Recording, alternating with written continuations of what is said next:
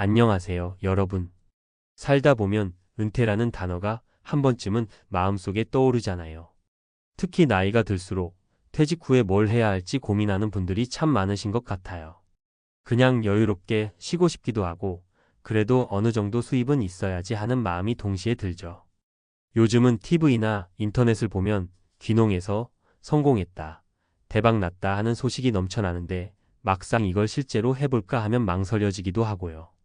과연 이게 쉬울까요? 오늘은 은퇴 뒤에 귀농으로 월 1,000만 원을 번다는 게 정말 가능한가? 를 주제로 여러분께 솔직하게 이야기를 나눠보려고 해요. 사람마다 처한 상황이나 바라는 인생 모습이 다를 텐데요. 그래서 제가 직접 확인한 실제 사례 3가지를 말씀드리면서 귀농으로 대박을 낼 수 있다는 말의 현실과 그 준비 과정에서 꼭 유념해야 할 것들을 나눠보려고 합니다. 은퇴 후의 삶을 설계하는데 조금이라도 도움이 됐으면 좋겠어요. 1. 귀농 정말 대박이 가능할까? 먼저 결론부터 말씀드리면 가능은 하다입니다. 하지만 누구나 다 귀농만 하면 월 1,000만 원은 문제없다, 이런 식의 광고나 홍보가 다 맞을 리가 없죠. 그렇게 쉽다면 다들 벌써 귀농했겠죠? 귀농을 결심한다면 어떠한 작물을 재배할지, 어디서 땅을 구할지, 어떤 유통 경로를 확보할지 등 꼼꼼하게 따져봐야 합니다. 그래도 요즘은 SNS나 온라인 마켓 등 판로가 예전에 비해 꽤 다양해졌기 때문에 예전보다 부가가치가 높은 유기농이나 가공식품 쪽으로 잘 파고들면 큰 소득이 날 수도 있어요. 하지만 문제는 경쟁도 그만큼 치열해지고 있다는 점이에요. 예를 들어 어디 소문난 지역에서 특정 작물이 잘 된다고 하면 금세 사람들이 몰리고 마치 부동산처럼 땅값부터 치솟죠.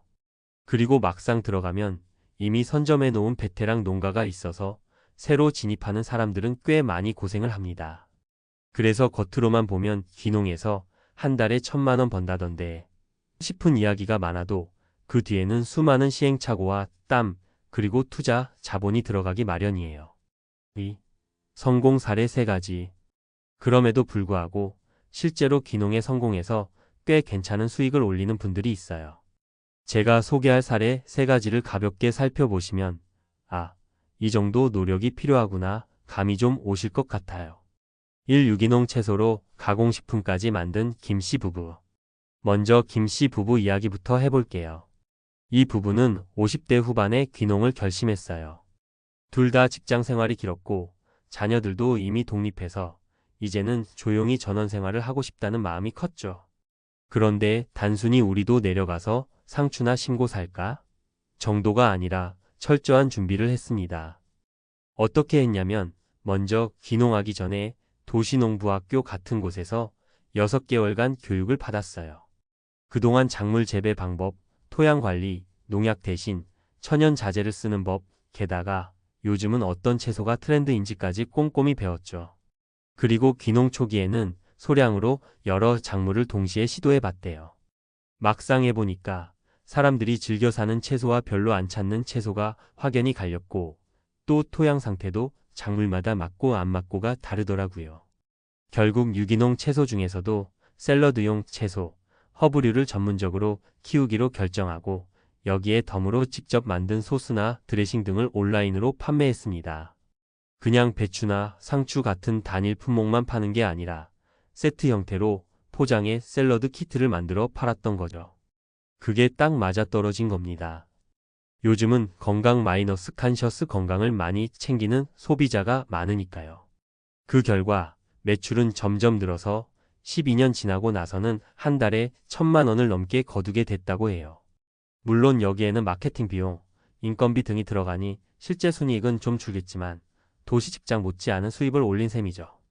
포인트 무작정 하기보다 유통 마케팅 계획을 세워서 가공식품이나 세트 구성으로 부가가치를 높였다. 이 숙박 체험형 농장으로 2마리 토끼 잡은 박씨. 두 번째로는 박씨 사례를 살펴볼게요. 박씨는 원래 40대 초반부터 퇴직을 준비했던 분이에요. 그래서 굉장히 이른 시점부터 시골 집을 하나 매입해두고 주말마다 오가면서 주말 농장을 운영했어요. 처음엔 자급자족 수준으로 작물을 키웠는데 이분이 무슨 아이디어를 냈냐면 도시 사람들도 주말에 내려와서 농촌 체험을 하면 재밌어 하겠지? 라는 생각이었습니다. 그래서 시작한 게 바로 숙박 체험형 농장입니다. 박 씨는 집 일부를 민박처럼 개조해서 도시 가족들이 주말에 머물면서 토마토나 고구마를 수확해 볼 수 있게 꾸몄어요. 여기에다 BBQ 파티나 캠핑장 같은 소소한 놀이거리도 준비했고요. 점점 입소문이 나면서 사람들의 방문이 크게 늘어났죠. 특히 아이들이 내가 심은 고구마를 직접 해본다는 경험에 신기해하고 부모님들도 농촌 체험으로 아이들 교육에 좋다 해서 꾸준히 예약이 이어졌습니다. 게다가 요즘은 SNS에 사진 찍어서 올리는 걸 좋아하잖아요. 인스타그램 같은 데서 감성 숙박, 힐링 체험으로 이 농장이 유명세를 타면서 관광 수익이 꽤 커졌어요. 농작물 판매도 하고 숙박비에 체험비까지 받으니 수입원이 다양해진 겁니다. 박 씨 말씀으로는 하루나 이틀만 손님이 꽉 차도 한 달 생활비가 넉넉하다 수준이라고 하시더군요. 은퇴 후엔 이걸 아예 전업으로 키우면서 관리인을 두고 본인은 더 넓은 땅을 사서 체험 규모를 확장하는 중이라고 합니다. 포인트 농사를 짓되 단순한 농산물 판매에서 벗어나 체험 관광 요소를 결합했다. 3. 스마트팜 기술로 농업 창업에 뛰어든 이씨. 마지막 세 번째 사례는 이른바 스마트팜을 잘 활용한 이씨 이야기입니다. 이분은 IT 업계에 오래 근무했던 분이라 농사를 시작할 때부터 자동화, 데이터 분석 기술에 관심이 많았어요. 그래서 곧바로 스마트팜 기술을 접목한 온실 재배를 시도한 겁니다.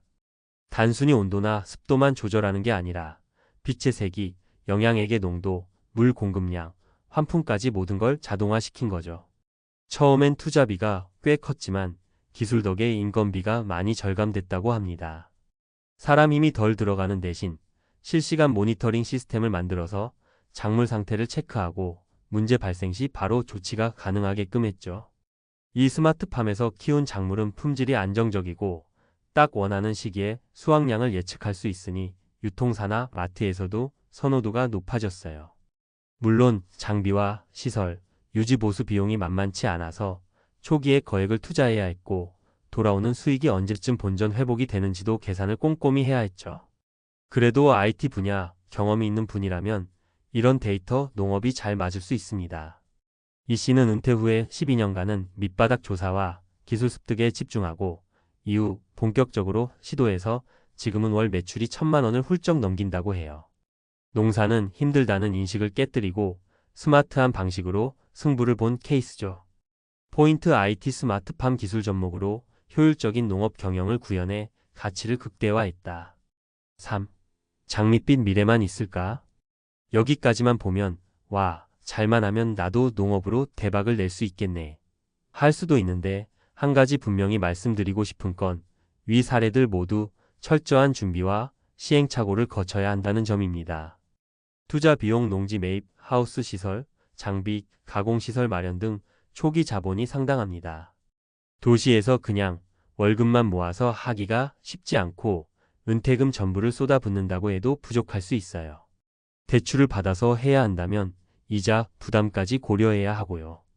물리적, 정신적 노동 귀농하면 무조건 전원생활이 낭만적일 거라 생각하기 쉬운데 실제로 농사는 몸을 움직이고 날씨와 싸우고 병충해와도 싸워야 하죠. 생각보다 훨씬 노동 짐약적입니다. 특히 나이가 들수록 체력 관리는 필수고 혼자 하기 어려우면 사람을 써야 하니 인건비가 또 발생해요. 유통 및 마케팅 농사 잘 지었다. 로 끝나지 않습니다. 어디서 어떻게 팔 거냐, 브랜드 가치는 어떻게 높일 거냐, 온라인 판매를 할 거면 주문 관리나 택배 시스템은 어떻게 구축할 거냐 등등 도시의 회사 생활 못지않게 많은 것을 신경 써야 합니다. 그래서 무조건 귀농해서 대박을 꿈꾸기보다는 현실적인 수익 모델을 먼저 잡아봐야 해요. 그리고 은퇴 후엔 집안 사정도 있고 갑작스럽게 몸이 아플 수도 있으니 리스크 관리도 매우 중요합니다. 4. 은퇴 후 삶의 질 그리고 귀농의 가치. 그렇다고 귀농이 다 어렵기만 한 건 아닙니다. 사실 귀농을 준비하는 분들 중엔 많은 돈보다도 마음의 여유, 자연에서의 건강 이런 걸 얻고 싶어서 내려가는 분들도 많아요. 꼭 월 1,000만 원까지는 아니어도 어느 정도의 소득을 만들면서 자연 속에서 살 수 있다면 그것도 매력적인 은퇴 후 삶이겠죠. 소득 면에서만 보면 농사나 농업 관련 사업을 확장하면 도시 못지않은 돈을 벌 수도 있고 방법에 따라서 오히려 더 많이 벌 수도 있어요. 다만 그 과정에서 자신이 얼마나 시간을 들이고 체력과 자본을 투자할지 또 그만큼의 스트레스와 위험을 감수할 수 있는지를 스스로에게 물어봐야 합니다. 아마 여러분도 은퇴를 생각하면서 막연하게 귀농이라는 단어를 떠올리셨을 텐데요. 준비 없이 충동적으로 에라 몰라 하고 뛰어드는 건 정말 위험해요. 연금을 포함해 최소한의 생활비를 확보한 뒤 부수입을 위해 농사를 짓는 거라면 부담이 덜할 수 있지만 목숨 걸고 올인하겠다면 훨씬 더 신중해야 합니다. 5. 마무리 내게 맞는 귀농 모델 찾기. 결국 답은 하나예요. 나에게 맞는, 우리 가족에게 맞는 귀농 모델을 찾는 겁니다. 누군가는 소규모로 텃밭을 키우며 슬로 라이프 위주로 살 수도 있고 누군가는 스마트팜이나 체험 농장을 만들어 사업 규모를 크게 키울 수도 있어요. 혹은 일부 은퇴 자금만 투자해서 리스크를 줄인 상태로 주말 농장, 가공식품 판매 정도만 해볼 수도 있고요. 중요한 건 계획과 준비입니다. 실제 귀농 사례를 보면 똑같은 조건에서도 어떤 분은 대박을 내고 어떤 분은 막대한 빚만 지고 포기해버리기도 해요. 왜 그럴까요? 그 차이는 결국 얼마나 치밀하게 준비했고 시행착오가 왔을 때 어떻게 대처했느냐에 달려 있습니다.